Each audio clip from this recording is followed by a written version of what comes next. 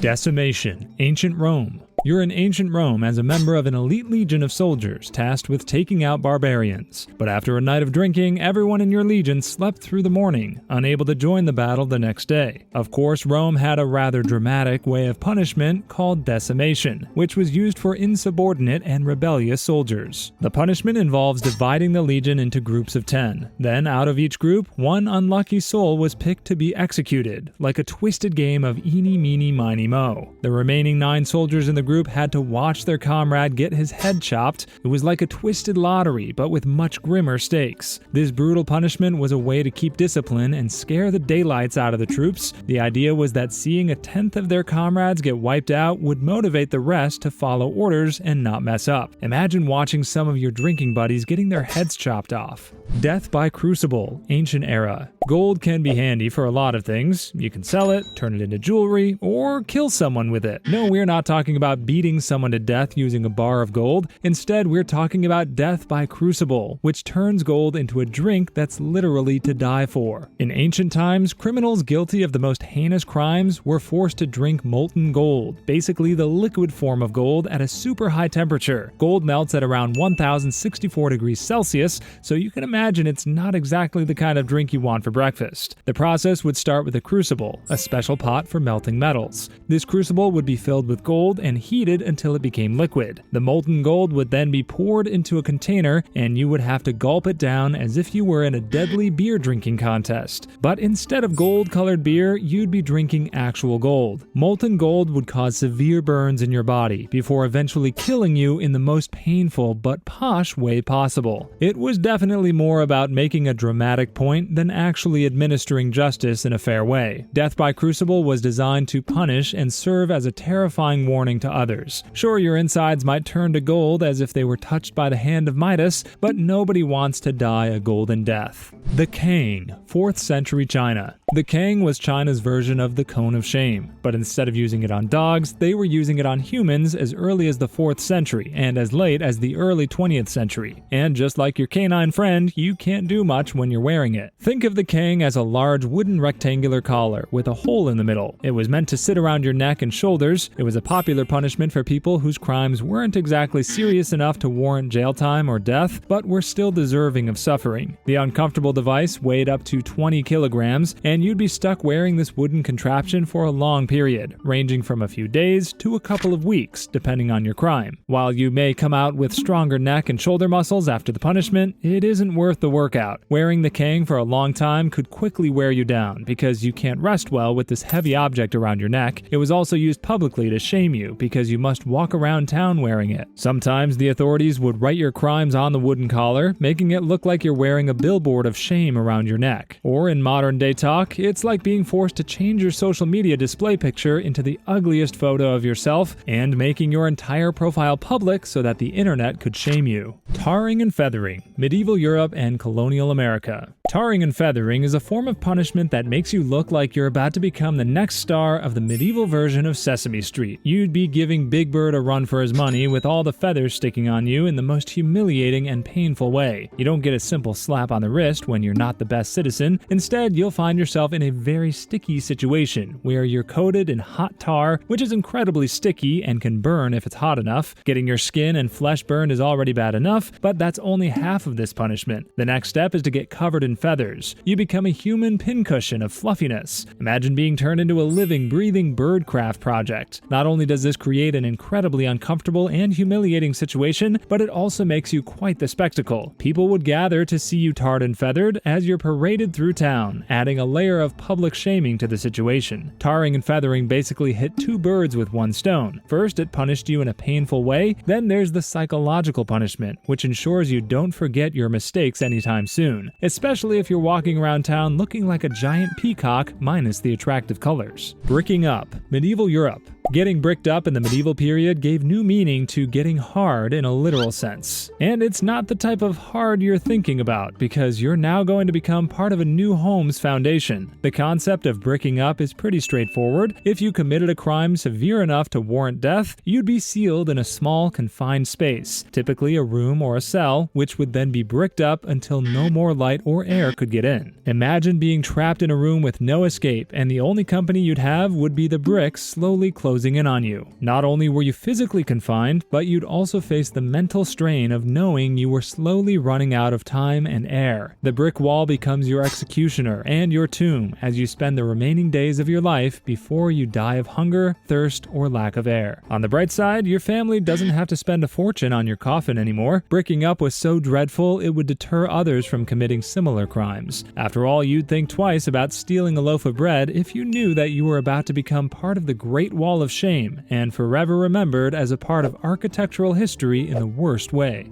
Ducking stool, 16th to 18th century Europe. The Spanish Inquisition during the later medieval period hated intelligent and outspoken women, often forcing them to go through the ducking stool. This punishment could be a twisted Olympic diving event, minus the medals. This stool's primary purpose was to punish women accused of being witches, especially if they had talents in anything other than cooking and sweeping. It was a bit like a high-backed chair, but with a literal twist, because it was mounted on a long pole that allowed it to be dunked into a body of water. You would be strapped into the chair, and then the whole thing would be lowered into a river, pond, or other water source. The purpose of the punishment was to scare or humiliate you into confessing your alleged crimes or bad behavior, or admitting that you're a witch because you know math. Sometimes the ducking stool was also about public spectacle, because watching witches getting punished was like the movie theater of the medieval period. If you survived the ducking stool and the community wasn't convinced of your guilt, you might get a free pass after a few dunkings, but it was never a pleasant experience. Scold's bridle, 17th century Europe. In the 17th century, where women's opinions were noise pollution in a patriarchal society, they had scold's bridle to keep the noise level down. Imagine a mix between a headgear and a harsh corrective tool, and you've got the scold's bridle. It's like a chastity belt for your face, but instead of guarding against romantic entanglements, it was meant to shut down annoying chatter. It was a metal gag that silenced women who were a bit too loud or opinionated for men who couldn't handle ladies having a say in society, especially when these women were quite the naggers. But it wasn't just any gag though, because it was designed to make it extremely uncomfortable and to prevent you from speaking easily. Basically the medieval version of duct tape over your mouth. The scold's bridle was also a public shaming tool. You would be walking around town wearing it so that everyone could see the loud woman who had gotten herself into trouble. The reasoning behind this bizarre punishment was rooted in societal norms of the time. Women were expected to be modest and quiet. If they didn't fit this mold, the scold's bridle was a way to force them into compliance. But it wasn't just about talking too much, because it could also be used for gossiping, arguing, or even disagreeing with authority. Unfortunately, you can't put the scold's bridle on that neighbor who keeps on spreading bad rumors about you anymore. Anatsurushi, 17th century Japan. Also known as hole suspension, anatsurushi is a form of torture that not only tests your faith, but also how long you can handle the shittiest situation you can find yourself in. This punishment was widely used in Japan during the 17th century when the Christian faith spread like wildfire. Not wanting their people to abandon the old ways, the Japanese authorities made Christians renounce their faith by subjecting them to this torture. If you were one of the Christian victims, you'd be tied up and hung upside down over a pit. Having all your blood rushing down to your head is already torture enough, but the punishment doesn't stop there. A wooden board is pressed against your body, exposing only your head. Your head is then lowered into a hole that's filled with filth,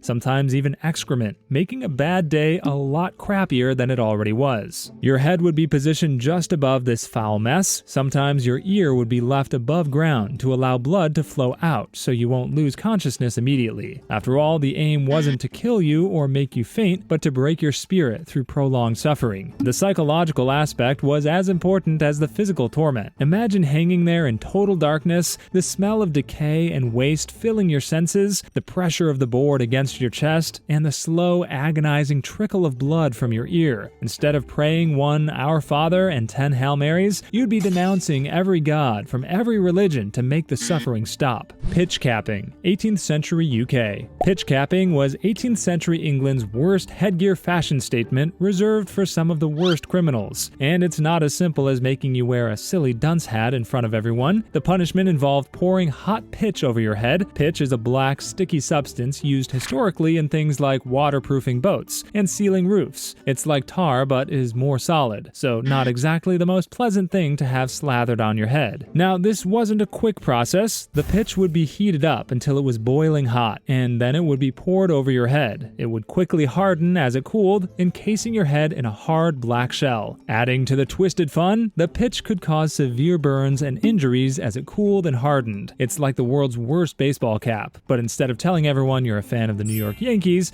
it reminded them of your crimes. The hardened pitch shell was physically painful and made it difficult for the person to move or escape. It also added a ton of weight to your head, making this grim headgear the most uncomfortable fashion mistake. And good luck trying to rip it off, because you'd be saying goodbye to your scalp as well. Not having enough subscribers is one of the most brutal punishments of this era, but you can help us by subscribing to our channel and joining our Discord. The mortar, 18th century Europe. Let's say you're in 18th century Europe and committed a serious crime that convinced the authorities to make you skip jail time and, instead, send you straight to the mortar, which was meant to grind your body like the pepper you put in your spice grinder at home. But this punishment isn't a cooking experiment or anything. Instead, you'd be placed in a large, hollowed-out wooden barrel or container. That already sounds uncomfortable as it is, but it only gets worse. The barrel is then filled with stones, rocks, or other heavy materials. They're stacked right on top of you as you hear your bones cracking under the sheer weight. The goal was to make your life as unpleasant as possible while making you endure extreme discomfort. You were left in the mortar for hours or days as heavy stones were flattening you like a human pancake. It could leave you with bones crushed as finely as freshly ground pepper. The mortar was also a cruel mix of physical and emotional punishment, kind of like someone forcing you to squat 600 pounds in the gym. And as people watch your muscles screaming and your soul wishing it could escape the torment, they see you as the "don't be like this guy" example, because they know that they'd be next if they did something equally naughty. Sand burial, 20th century. Sand burial isn't that game you play with friends and family during a relaxing tropical island vacation. Instead of lounging by the sea with a drink in hand, you're going to hate the beach forever after this rather extreme punishment. You'd be buried up to your neck in sand, usually in a desert or some other sandy area. Then you'd be left there for hours, exposed to the elements. If you think this sounds like a severe sunburn waiting to happen, you're right. The exposure to the sun could be harsh, leading to severe discomfort and potentially even sunburn or heat stroke. You may even die from sun exposure, dehydration, or even by being trampled by animals. In other cases, you might be dug up later and let go, but already thoroughly traumatized and forever hating the sand. Not only because it's pretty annoying when it gets inside your shoe. Sand burial was basically a spa day from hell, where instead of a relaxing mud bath, you get the deluxe desert package